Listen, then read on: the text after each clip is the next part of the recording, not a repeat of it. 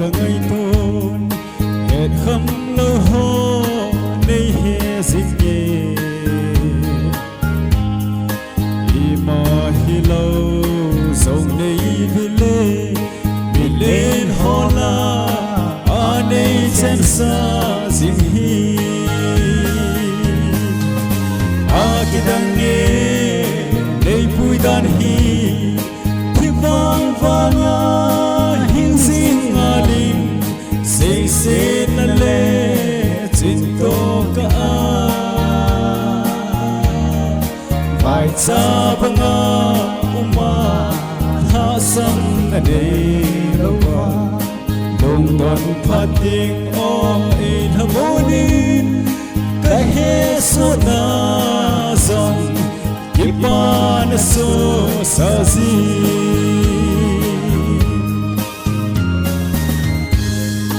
Abang lethi nagom sunga Abang lehing tungmun azam Kal sedan ka hay mil zamle Nangin cheda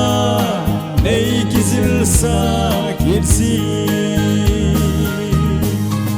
Akidang nge Nei puidan hi Thi vang vang Hing sing alin Say na le Sinto ka Vai cha banga Uma Hasan na nei awa Đông đoàn phát tiếng om ê harmony cái hết số na dòng kipa na so sa si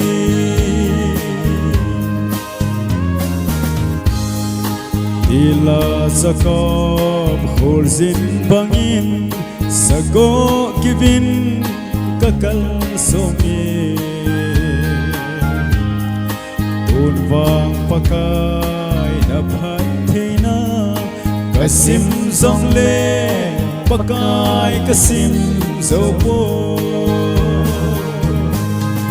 akidang nge nei puidan hi thi vang vanga hing sing alin say na le chinto ka vai cha banga uma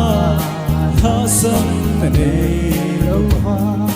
đông đoàn phát tiếng om in harmony cái hết số na dòng kipa na so sa si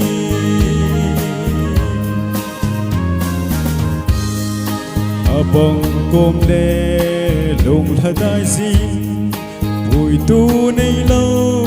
băng dinh cái hi vang pakai na bal soma kasa nei zo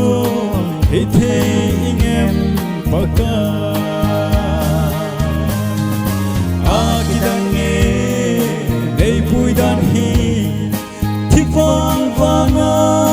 hing sin alin say na le chinto ka vai cha banga uma Hasan na nei awa đông đoàn phát tiếng om in harmony cái hết số na dòng kipa na so sa si